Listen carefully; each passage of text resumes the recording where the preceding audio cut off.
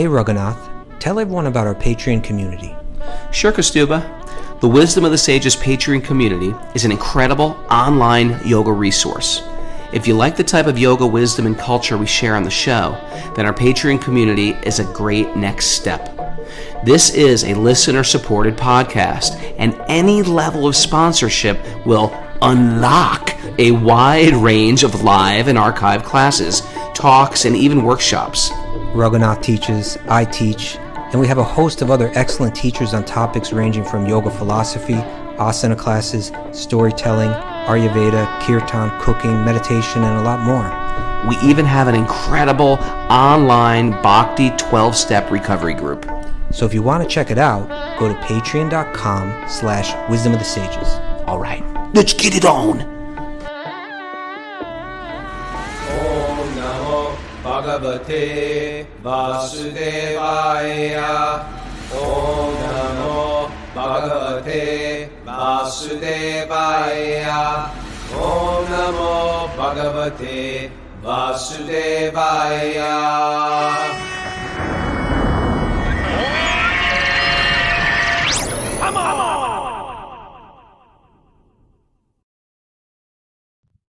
Live from Super Soul Farm, this is Wisdom of the Sages, a daily yoga podcast with your host, Raghunath, and co-host and senior educator at the Bhakti Center in New York, Kaustubha Das. Welcome to the show, everybody. Welcome back to our study of the Srimad Bhagavatam. We do it every day. We're here every day, slugging it out in pure joy and nectar. I guess we're not slugging it out. This is great joy. I shouldn't look at it as like we're slugging it out. It means we're showing up. We're showing up when we want to. We get attached to it. And then all of a sudden, some days you're not attached, but you show up anyway. That's when it gets very, very sweet. That's when the medicine starts to work. Hearing transcendental sound on a regular basis, we call it Nityam Bhagavat Sevaya. And occasionally we have a sweet baby Krishna for Patreon members. We had one last night. It was sort of a surprise party, Sweet Baby Krishna. We announced it late. But thanks for so many people joining us at last minute. We did great. So you do storytelling. Yeah, we do storytelling. Yesterday we were going to do storytelling, but we ended up just doing all the bhajans in English with little commentaries by me that I say. Ones that I sing during Hindi bhajans. No, all different ones. Rupa Goswami. We did Yumunastikam. We did Balavendra Nandana Krishna. Bless me with service to his lotus feet. That one. We did Sri Nanda Nandana Astikam. Just like ones that I chant to my when I do my morning puja, and I was just sharing them with everybody, and we just stayed on that, and it was very, very sweet. I got so inspired. I was like, I want to do another one. So maybe the day after tomorrow, we're having dinner at Papa Tony's tonight. Nice. And then we're having dinner the next day at Bobby Marchand's house. So maybe at Bobby Marchand's we could do a Sweet Baby Krishna. Give us the okay, Bobby Marchand. You're here live right now. Social and everything, moving around. Yeah, in the Grihasta social circuit here. Okay. How are you in the Ganga? I just got out of the Ganga just like a few minutes You just ago. got out of bathing in the Ganga. Yeah. I won't say anything else. Lovely. Beautiful. Oh, beautiful. Pouring Sun's water going from a down, bucket over you're- your head. Cold water trickling down your skin, beating off your No bucket. What are you coconut talking about? oiled body. Excuse me?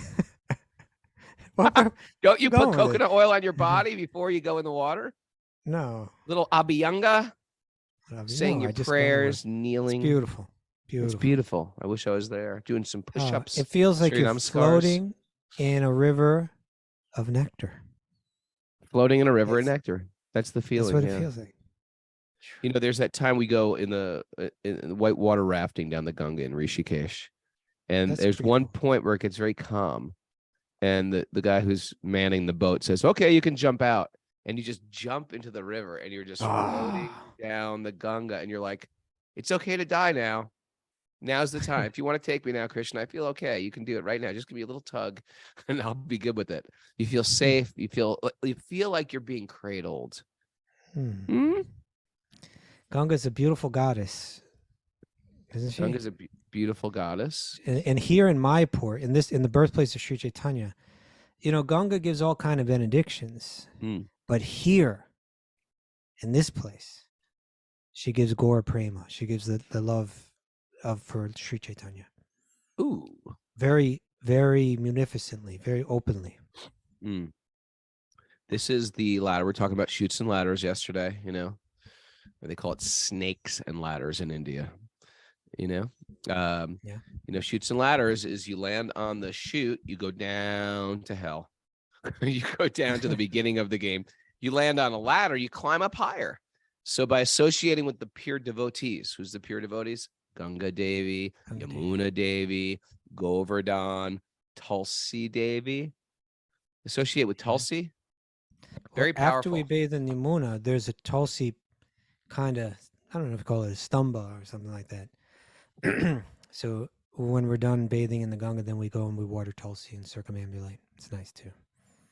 Even if you're not feeling qualified to wear Tulsi, Tulsi has an effect on the consciousness. Wear Tulsi. Tulsi has an effect on the consciousness, and it starts. Tulsi starts. Just one second. Don't tell me that you're selling Tulsi though, right? I'm not selling. You think everything I'm saying is a sales? Just Venmo me for your own by Tulsi the way, and gems and astrological readings. Every one of you should be wearing Tulsi and gems, and I happen to have a little shop I'm opening I up. brought a little shop here, Raghunath pop-up shop.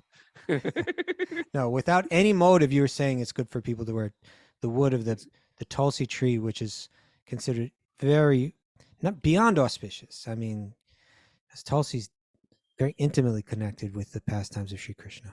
Just this morning, I was listening to a pastime of Hanuman. When Hanuman went to Lanka, he noticed a Tulsi plant and he didn't in burn Lanka, it down. And he thought there must be a devotee here. Because Tulsi's there. There must be a devotee here. And sure enough, there wasn't a whole community of devotees. It was just Vibhishan. It was Vibhishan's Tulsi plant. That was a high level thing when Vibhishan, who was the brother of Ravana. So he's born in the demon family. We were talking about this yesterday, weren't we? And hanging out with demons. Hanging out with demons left and right. Right. But he recognized Ram. I'm sorry, not Ram. Ravana, what you've done is wrong. You took Sita, the goddess Sita, from her husband, Lord Ram, for your own exploitation. Not only is this wrong, it's very wrong, and it will also be the cause of your demise. It's going to bring you nothing but pain. He's giving him good advice. He's giving him such good advice. What did that advice do for him? He said, if you weren't my brother, I'd kill you right now. And get out of here, right? I never want to see you. Come or go as you like. Okay. So now here he comes. Although he's from the demon family, although he's been associated with demons, he's a righteous person. And now he goes over to Lord Ram, but people are suspicious, right? Oh, he's coming from the demons. Oh, here comes a demon. And this is a trick. Ram and Hanuman said, no, we see something in him. There's something we can see underneath. Even he may be born in the demon family. And that's like a devotee, right? The devotee sees inside. They can even be acting in a demoniac way. The devotee sees inside. Okay. Raghunath, what you're saying right now, it just opens up a whole nother subject. Mm-hmm. Because today is a special day here in Mayapur. Well, everywhere.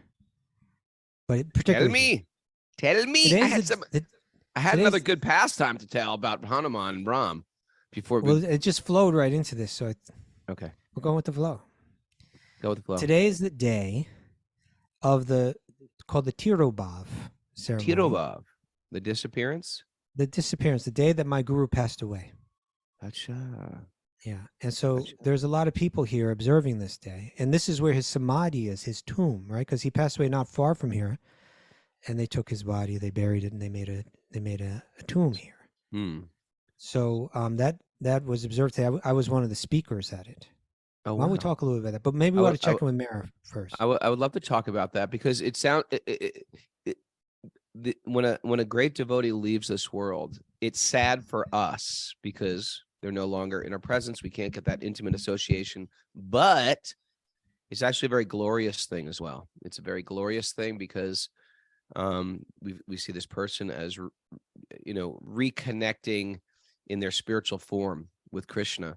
And it's a glorious thing. It's a day to celebrate, but there is a melancholiness, and it's a great day to remember, right? It's a great day to remember these pastimes that happened.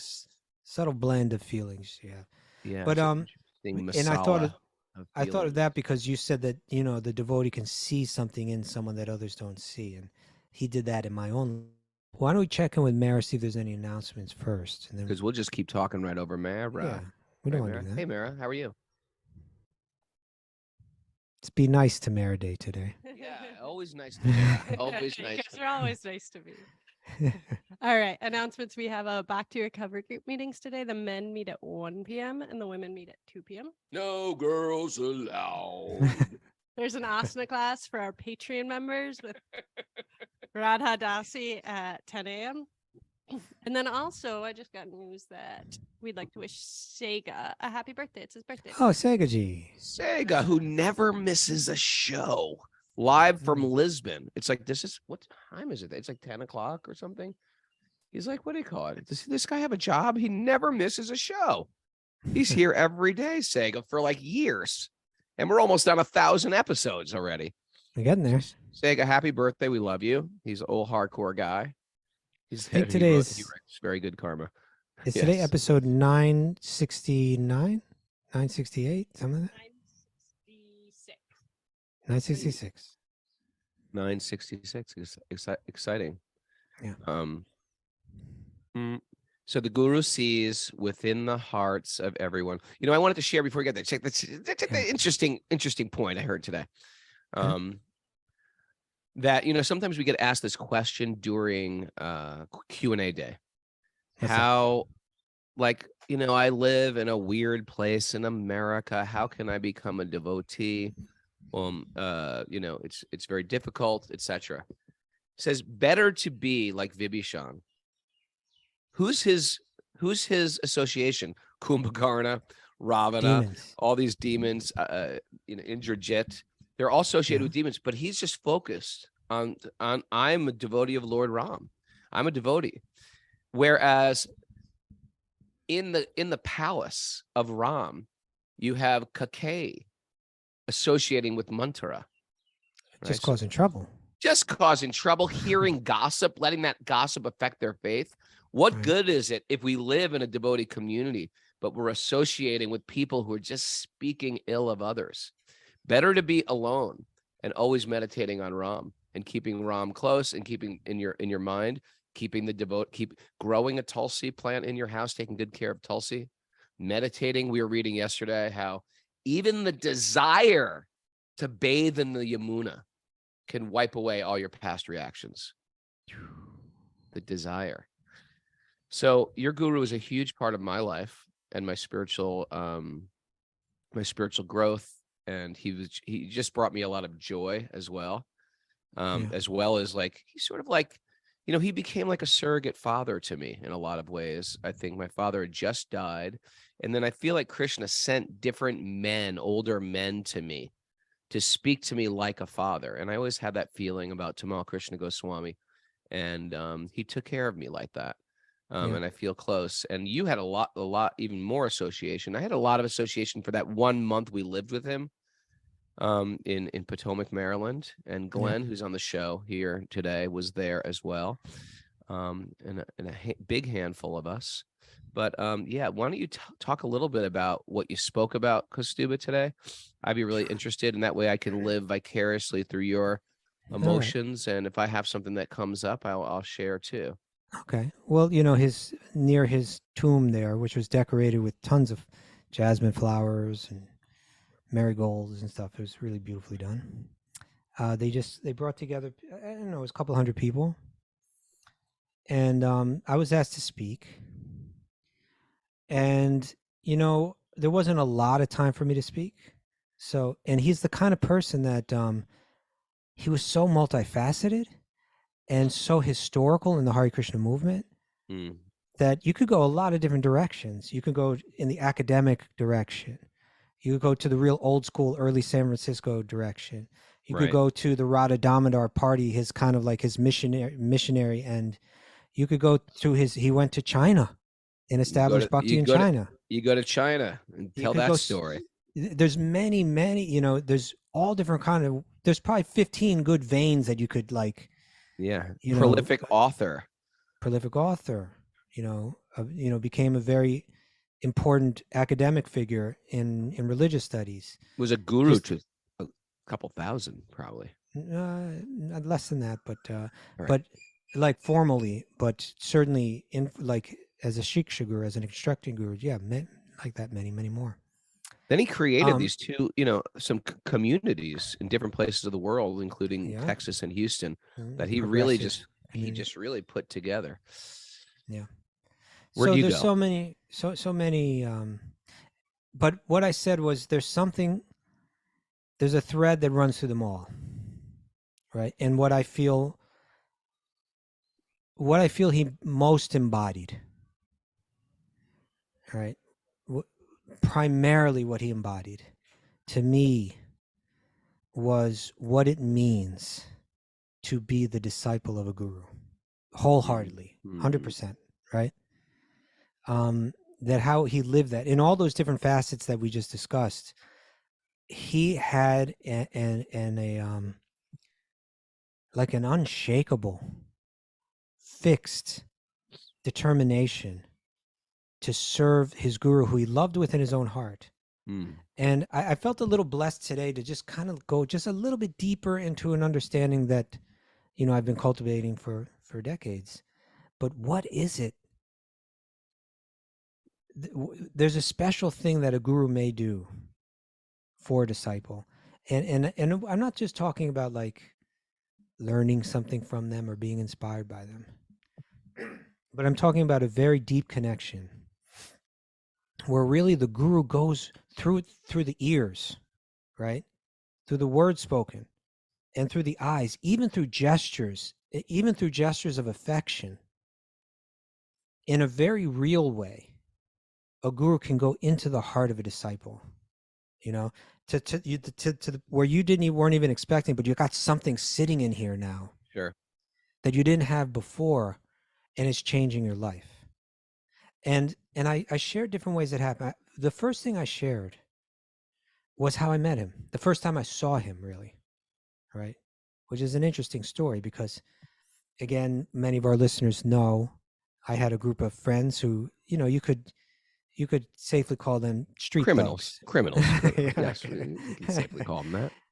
And but they had an interest in bhakti yoga, right? And likely there's the influence of Tompkins Square Park, where Srila Prabhupada spent time and left his spiritual energy in that park, even though it's like the most unlikely place in one sense. It was a messy, dirty park, little dangerous park. Dirty park, yeah. And so, but we hung out in that park, and some influence rubbed off. So one day, since I was, I don't know, 17 or something, I had an interest in spirituality. I was investigating a little here, a little bit there, right?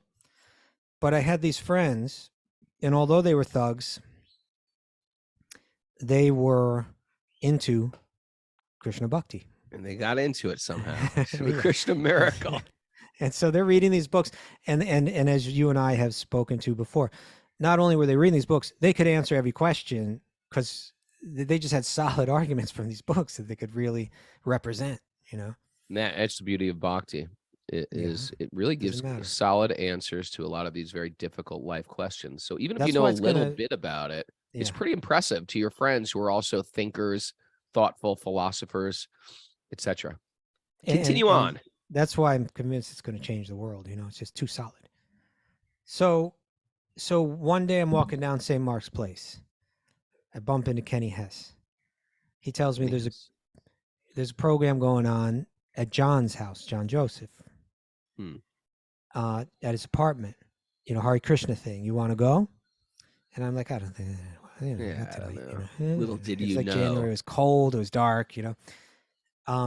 But he said, well, there's some good food there. Right? I said, oh, good point. People should understand that to go down to Elridge Street or wherever that was in the Lower East Side. Norfolk Street. It's like you're going into scary hell. Just to even walk down those streets was sort of a scary hell. What to speak when you're a little child boy that you were. Well, 17 I lived or something. I lived on an even worse street, but yeah, it was so I said, okay, so I went, and when I got there, there's an empty apartment, and a few of my handful of my friends, right? There's John, There's Harley. I think there's Crazy Dave. Crazy Dave. You know, This was don't your even get us sangha. started. This was your sangha. Don't even get us started. Crazy Dave, beautiful, colorful character, and 2 or 3 other people. It was hardly any of us. And then I don't even know exactly what's going on because although I'm reading these books, I'm kind of new to the whole Hare Krishna thing.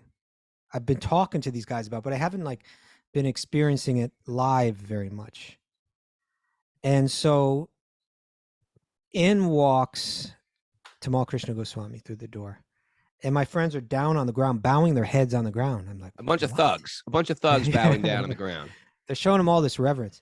He comes in, he sits. Now, this is the leader, right? At that time, I think it's safe to say he was the most influential leader worldwide of the Hare Krishna movement, of practically of like the Bhakti movement, right? He was a powerful and very in demand figure. You're right. And he sat down on the floor with a few of us thugs, a handful, like 6 of us or something like that, and spent 2 hours with us talking about bhakti. Crazy, right? When you think about it. Yeah. This is crazy.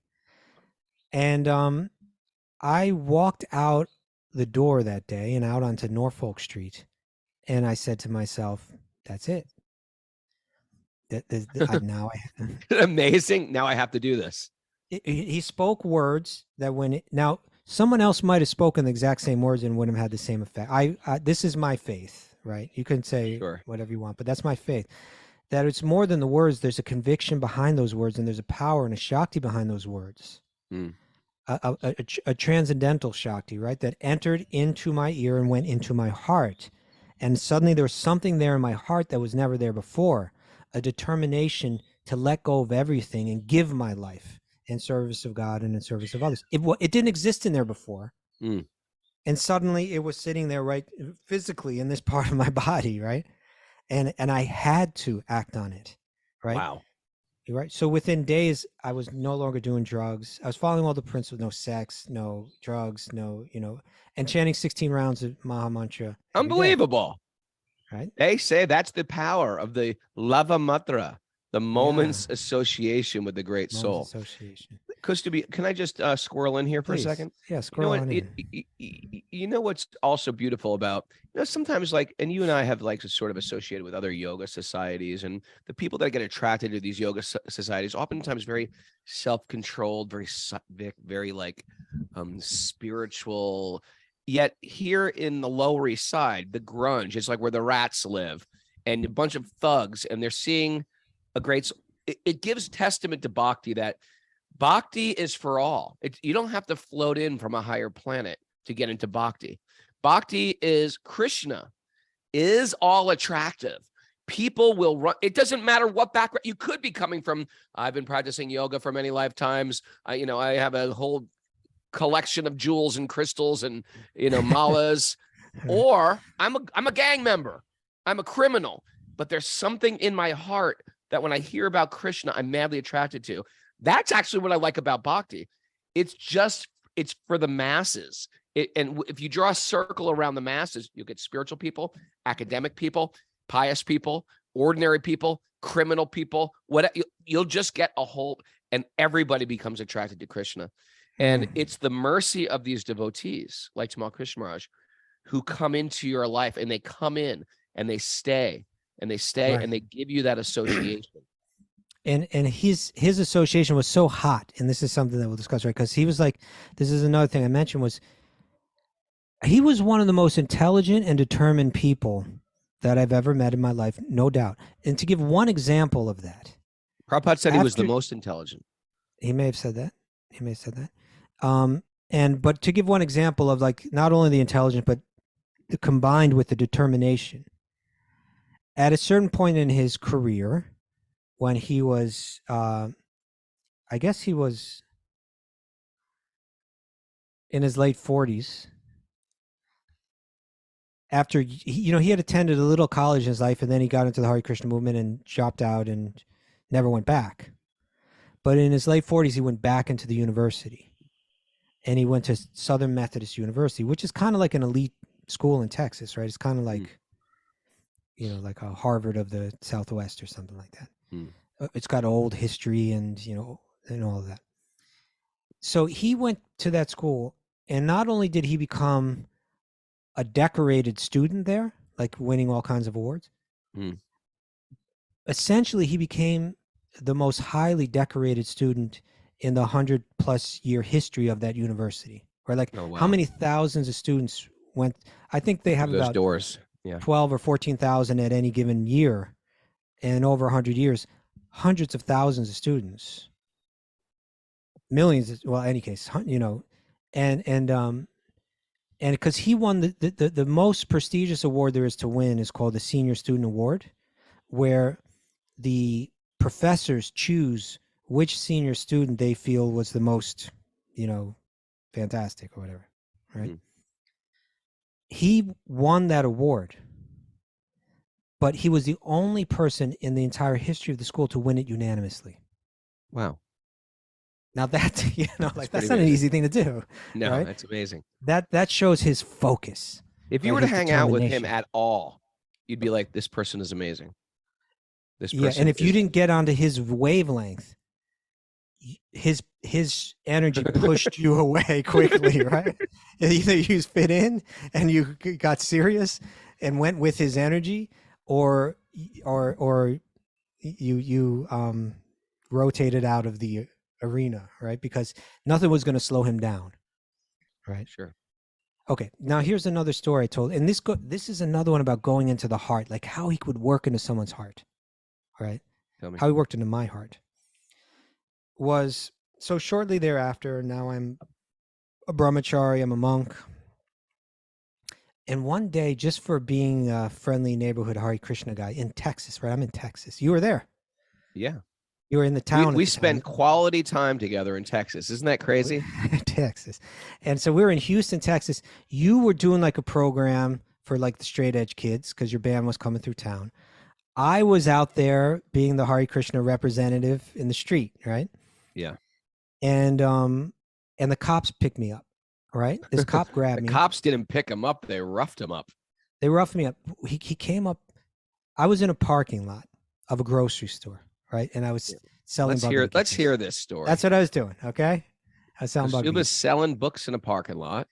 So now I'm all alone. I must have been 22 years old. And I noticed coming out of the grocery store, like a security guy. He's like an off-duty cop working as security. Yeah, we've all met them before. Okay. And I see he's got a head of steam. And I figure, okay, because when you're doing that and you're in like a place like Texas, it just takes one Christian or something like that to go in there and say, hey, there's some crazy guy out there, right? Right. So I know he's probably coming after me.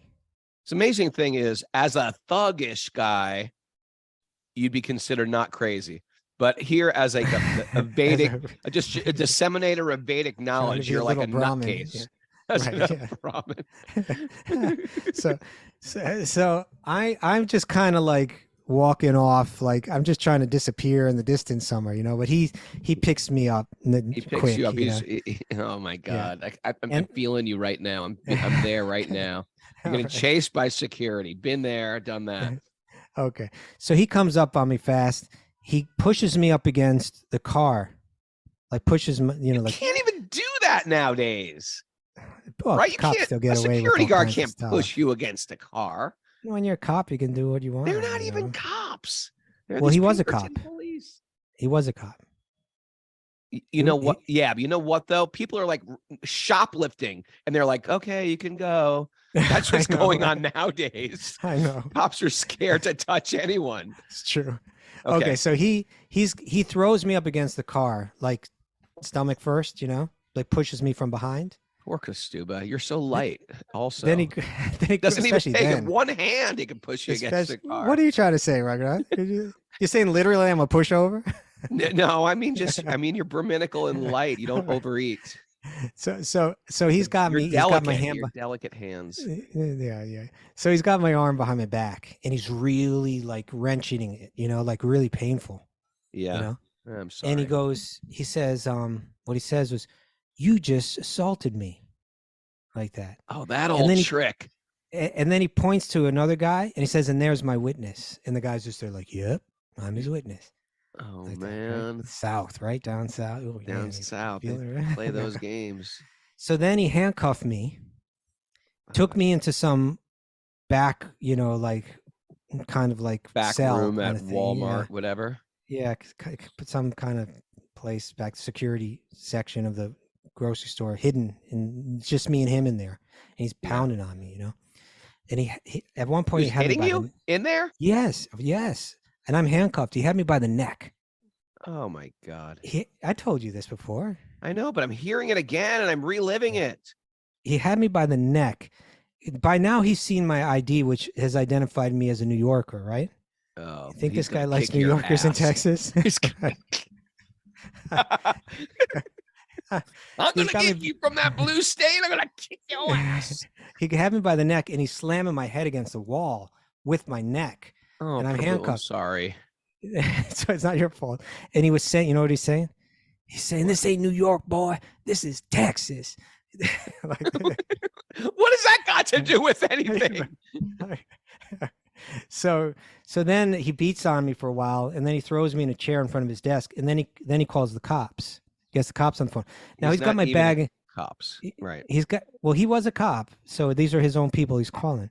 Okay. So he's in my bag. He's on the phone talking to someone, talking to a cop, calling them to come over and pick me up because I'm being arrested for assaulting a police officer. That is horrible. And he's going through my bag and he's got a book in his hand. He's got Bhagavad Gita in his hand. And he's saying, "Yeah, we got ourselves some kind of Dalai Lama over here."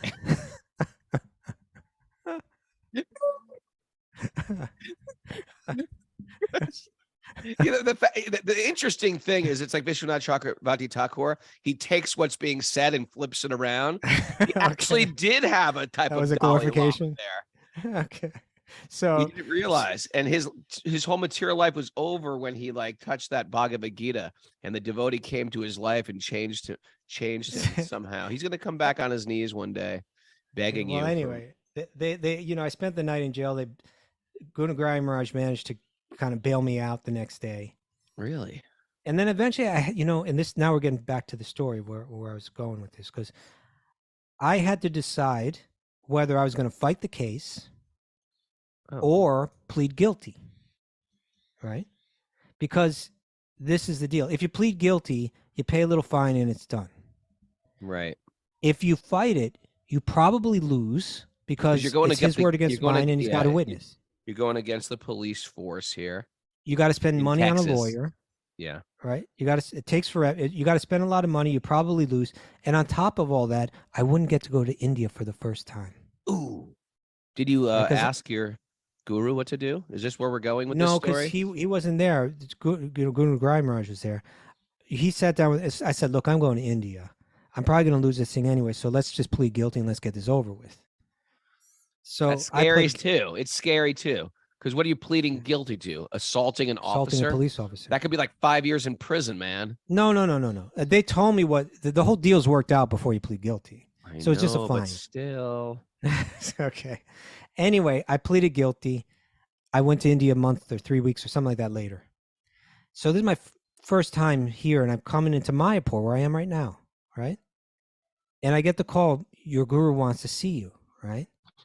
And here I am, a little nobody, in India for the first time, looking around like clueless in this beautiful place that's so transcendental, like the whole, and Tamal Krishna Goswami, the most important person in the Hare Krishna Bhakti movement, is calling for me. So I go up to his room, and there's a balcony there, above the temple. You know what I'm talking about? You know where Yes. do you know where his room used to be in Mayapur, in the Conch building? Yes, I do. So he's outside on the balcony of that, and he's about to receive a massage from, I don't know if you remember Budger Charu, but he's one of the old school Jayapataka Swami brahmacharis at the time. Can't remember. And so he looks at me. My guru looks at me. Now he knows that I've been beaten by the cops, right? But he doesn't even mention it. He gave me the warmest welcome. He embraced me. And I tell you, when you embraced him, Yeah.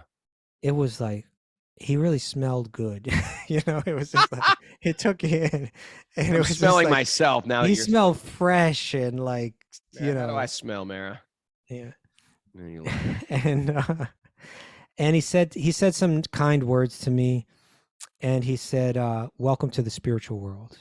All right. Wow. You're in Mayapur now. And then he said, here, read for me. I'm about to get a massage. Read for me. So he's sitting down like cross-legged, and he's getting like a head massage, like they're doing the shoulders. They're working on him. And he has me sitting on a grass mat. It's like 10 a.m. or something like that. So the sun's out. It's good sun. He's getting massage. I'm sitting on the grass mat facing him. Here, read this for me. He gives me a copy of the Chaitanya Bhagavat. Mm-hmm. And he turns to the page that is the story of Haridas Thakur being beaten by the police, more or less. Wow. Through 21 marketplaces, right? So he didn't say a word to me about the whole incident, but he sat down and he had me read to him that pastime. And he would just glance at me occasionally when I'd read different things.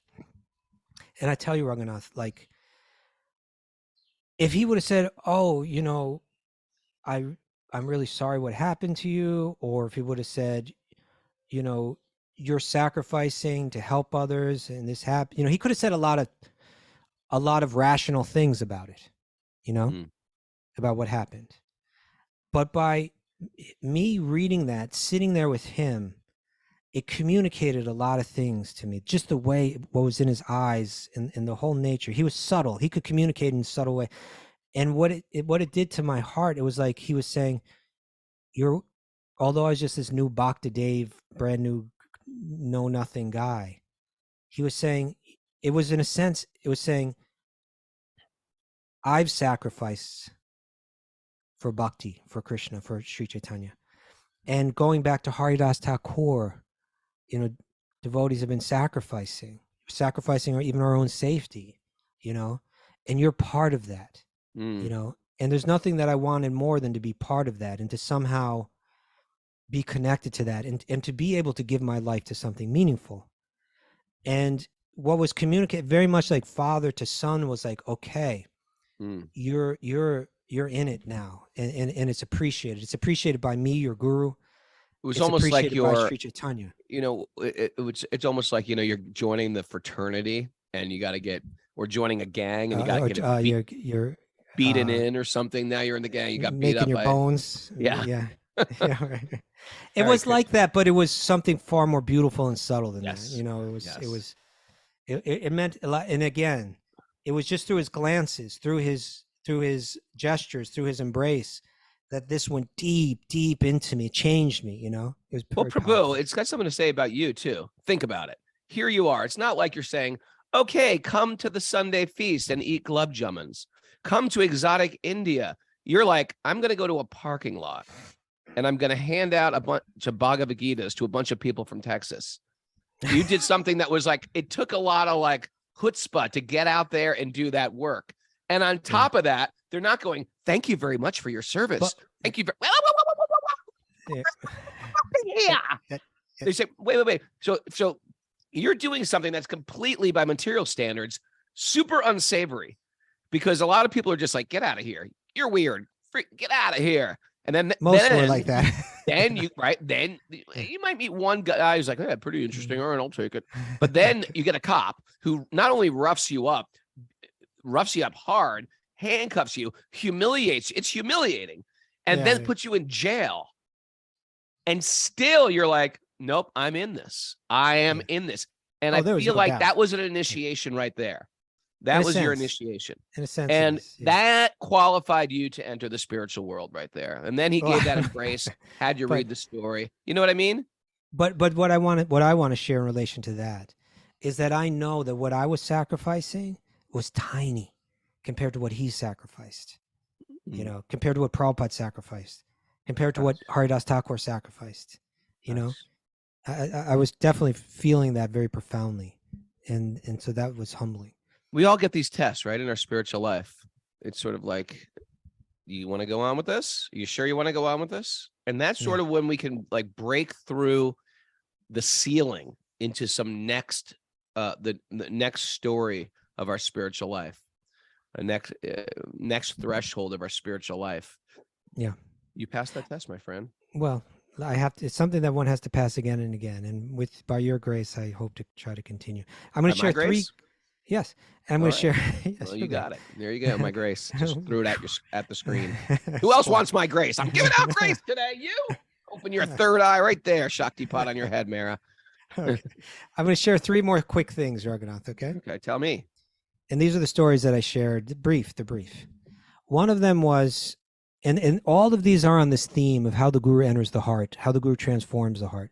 And when I say that, I'm not even just saying that in like some abstract way, in a very real way. He enters the heart, changes the heart, transforms it. So one was when I was serving him once in Vrindavan, in the holy place in India, holy town. And he sent me one day, like, I think I mentioned this a few shows back, running messages. Like when you're in Vrindavan or Mayapur, you're kind of running messages, like he was an important person and you would have to carry a message to another important person and so on. Yeah. So he asked me to go and invite someone else to a breakfast, right? To have breakfast that morning with him. So he said, hey, Kaustubha, go ask so-and-so that, ask them that I'm inviting them to come to breakfast today. I said, okay. So when I asked that person told me, wow, thank you so much. Please thank him for inviting me. I have something else I had to do today already planned, but I really, please let him know that I appreciate his thinking of me, etc. I said, okay, thank you very much. I walked back, then later that morning he calls me and so, did you invite so-and-so to come for breakfast? I said, yeah, but he couldn't come. He couldn't come? No. Why not? Well, and this kind of begins to reveal a bit about his whole thing too, right? It's like any little thing became like heart surgery with him. Like, why couldn't he come? I don't know. He told me he had something else to do. What did he have to do? I don't know. And when you're at this space with him, it's just like I'm about to, it's like there. my world is crumbling right now. About to collapse you. Yeah. It's like so he said, it's like Armageddon right there. It's like, what have I not done right?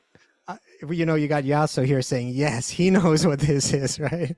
He is my godbrother. He was also. We gotta invite Henry Yaso, Glenn Burns, Sri Rupa, Jaisa Budget, all tell their stories. We could have a whole Patreon Tamal Krishna Maharaj night tonight. We could.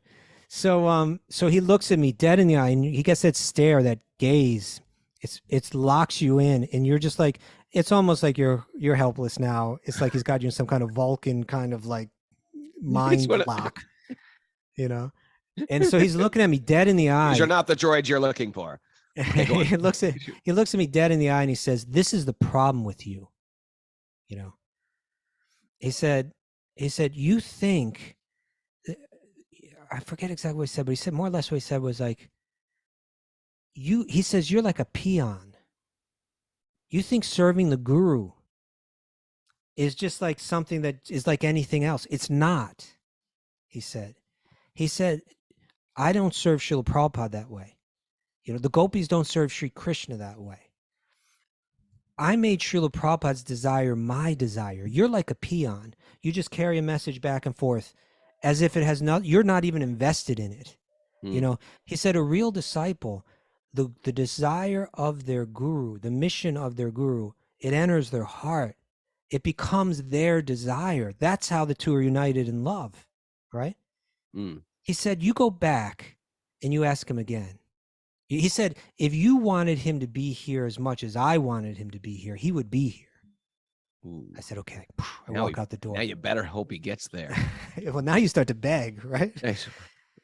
Please come. He really wants you to come. It would mean so much to him. It would mean so much to me. I know that you're busy. I know that you made other plans. But if you could come, it would be so appreciated. Of course. Did he come? He came. You know what? Tamal Krishna Maharaj got me one of those ones too. He asked me to go get him a glass of water. So, get him a glass of water. He just looked at the glass of water. He goes, what? You got to be kidding me. What are you thinking? I was like, what? Because it had water running down the side of it. He goes, it was like I'm training you for the spiritual world. And this is how you're offering your water? Like he's going to put it on the table with his water dripping all over the place, right? Now you're supposed to be going there like, let me do this just right. Now, some of you hear this, you're like, this sounds crazy. Psycho. No. No, what you got to understand what I was at 22 years old. Also, I'm like a hot mess express, and everything was like my mind was all over the place. I had no good behavioral skills. I was impolite. I was a mess. I was a mess, and he saw something good in me, and he started to chisel away. That's where we started. Started right? to zip up my mind, and like what he did to you, he took a common thing like. No, you're not just a messenger delivering a telegram. You're not throwing a package or a newspaper boy just throwing a newspaper. You are in training for the spiritual world. Right. I remember exactly. I came back. He gave me a list of ingredients to get at the supermarket. And he's like, where is what's that hot stuff called? Horseradish. Where's the horseradish? I go, they didn't have any. And he stopped. And it's like as if time stood still. Yeah, as soon as you say that, you got to be able to back that up. You got to back that up like a lawyer. You can't just say there's no horseradish around him. I go, I got you everything. Time stood still. All the groceries are on the table. I said, Goswami Maharaj, I've got you everything here. They had no horseradish. He just looked at me and goes, same thing. He locked into my eyes and goes, are you positive? And right at that moment, I realized you were not positive. I was not only not positive, I was like, I don't even know if I look that hard. You know what I mean? Because that was my whole personality. Was like, whatever, there's none of this. I'll get some of that. I'll make up for it. It was complete speculation all over the place. My whole life has been and still is, for the most part, very unzipped up. And his job was to zip me up. Right. And that's why Krishna sent these father figures to my life after my father left his body. Yeah, that what we do is not just a little ritual. It has to be done with the heart. It has to be done with love. Right? What? What are you laughing Remember the at? time he had the don't disturb unless it's an absolute Raghunath, that's a whole long story, that one. Man. It's very comical, but there are a couple quick things I want to share, and we only have 5 minutes left. Really? All right. That's a funny one. Disturb me. Okay, I'm going to share another one. Knock, knock. Goswami Maharaj. Mrs. Shankla's on the phone, and what have you done to me?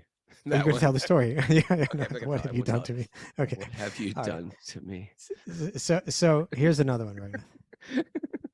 This other one was, I was staying with Gunagrahi Maharaj, Gunagrahi, another Swami, right? Mm-hmm. It may have been my first time to India.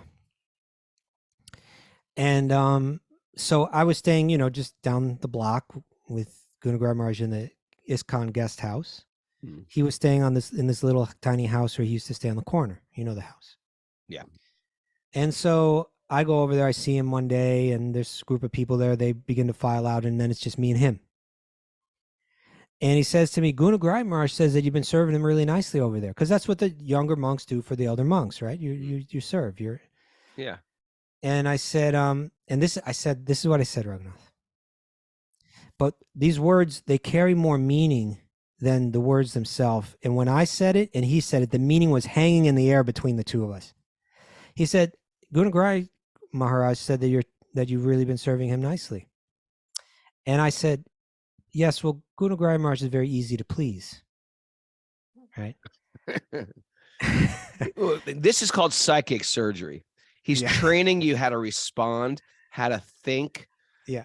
Well, so the point is, and for people that don't know the characters, when I said that, the implication that was unspoken, but that he knew and I knew, was that, yes, Gunagrahi Maharaj is very easy to please, but you're not. Right. It's almost like the strictest, hardest to please guru. Yeah. Like you're like that. What was that guru in that movie Kill Bill, where like she goes to learn from the Japanese master, and like he was like that. So when I said that, yes, Gunagrahi Maharaj is easy to please, he looked at me and I knew. You said the wrong thing. To say it, but I knew he knew what he was thinking. He knew what I was thinking. And again, he got locked into that mind meld lock, eye lock. And he said, no, it wasn't even a yelling or anything like that. What he did was he said, I'm also very easy to please.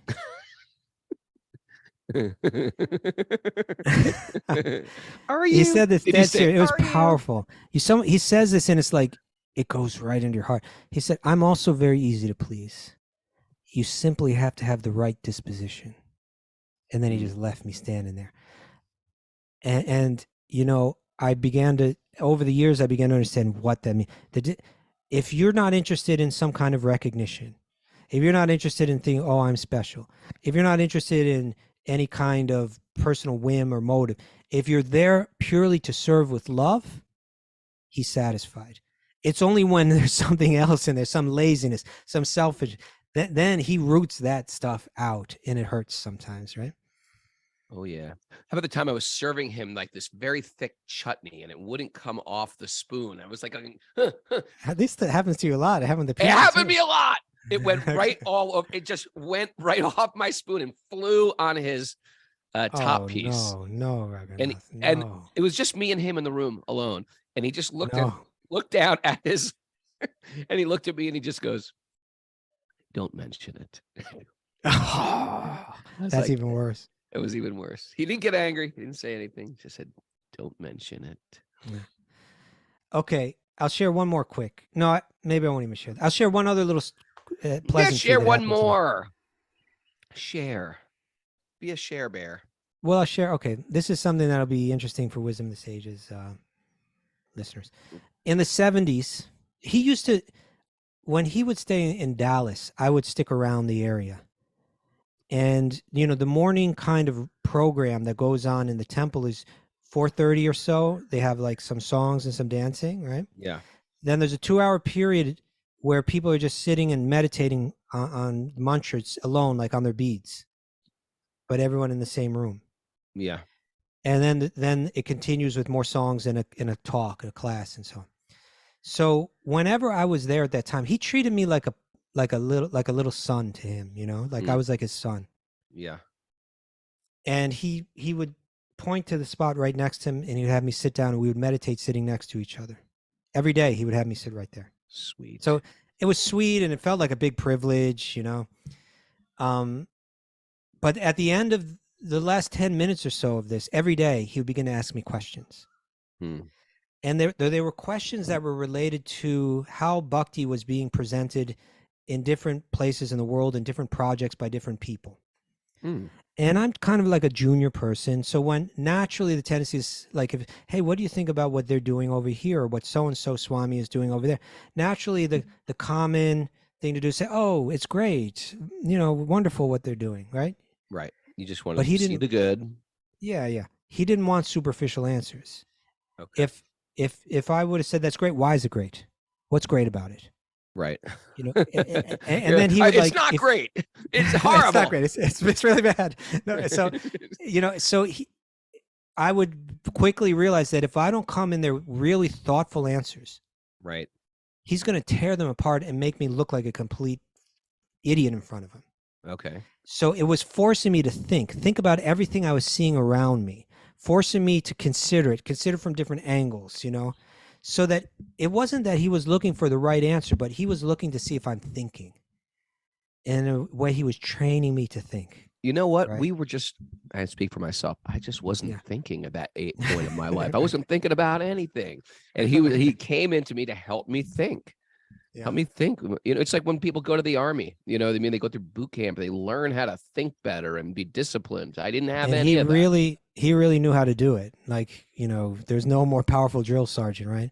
He would drill you right down and just like, and then at the end of one of those days, he said to me this, and this relates to Wisdom of the Sages. He said in the 70s, 60s and 70s, there was a certain cultural circumstance in the United States and in Europe as well, where young people, intelligent, dynamic young people were ready to drop everything in search of truth. And in those days, the temples that we had that were presenting bhakti, people were connecting to it and taking it up, and it was just flourishing and expanding like crazy. And he said, today it's a different cultural circumstance, and these temples do not work the same way they were. They're reaching Indian people. He said this, or he said this, he told or you me said this. this? No, he told me this. He said they're reaching Indian people, but they're not reaching Western people so much. And he said, somebody is going to have to figure out how to reach the Western audience again. Ooh. Right? He's looking me in the eye, like, okay.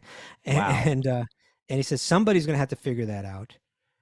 And he said, and I'll tell you one thing, though. It's going to have a lot more to do with teaching than it'll have to do with preaching.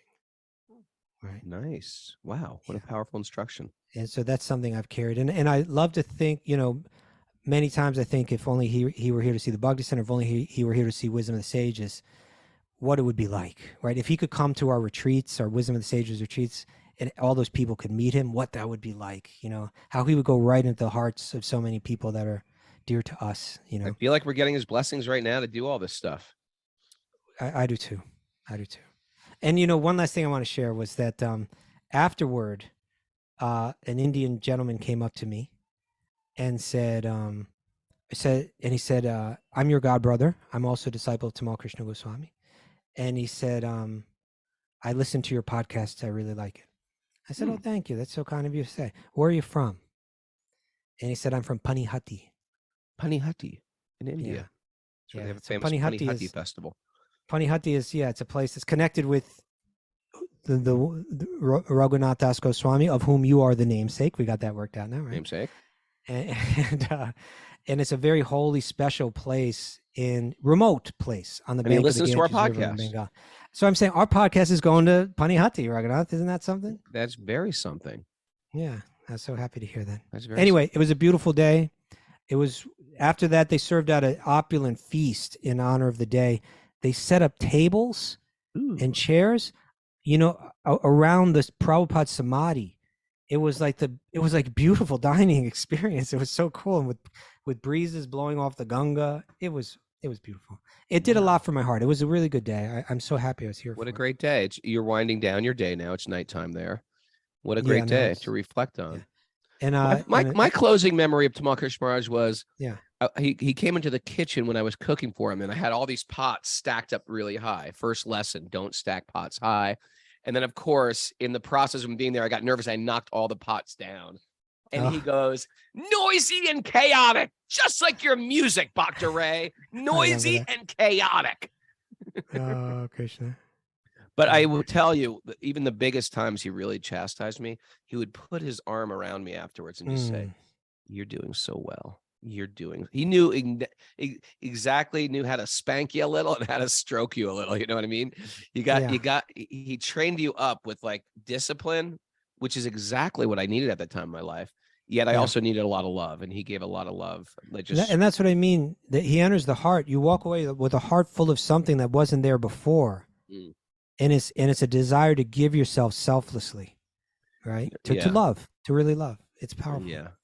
And thanks everybody on the show who also had great times. Sri Rupa and Jaisu Budger and Henry and Glenn. They're all part of that. Yaso, we were all there at the same time. Thanks everybody for joining us. What a great day. I want to really thank the Patreon members, because this whole podcast is happening because of you guys supporting us. If you like what we're doing and you'd like to kick in something, we appreciate it a lot. It really makes this thing float and go. You go to patreon.com/wisdom of the sages. Thank you very much. It's appreciated. Sometimes I don't get to write messages to everybody, but I want you to know from the bottom of my heart, it keeps our boat floating down the Ganga.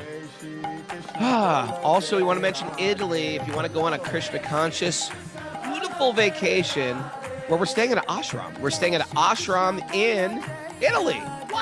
What kind of ashram is it? Is it a boarded up old house? No, it's a palace. It's a Krishna conscious palace in the Tuscan mountainside. Come on, Henry's coming. And we're going to go in June. At the end of June. It's on our website, wisdomofthesages.com. It's not super expensive for what you're getting.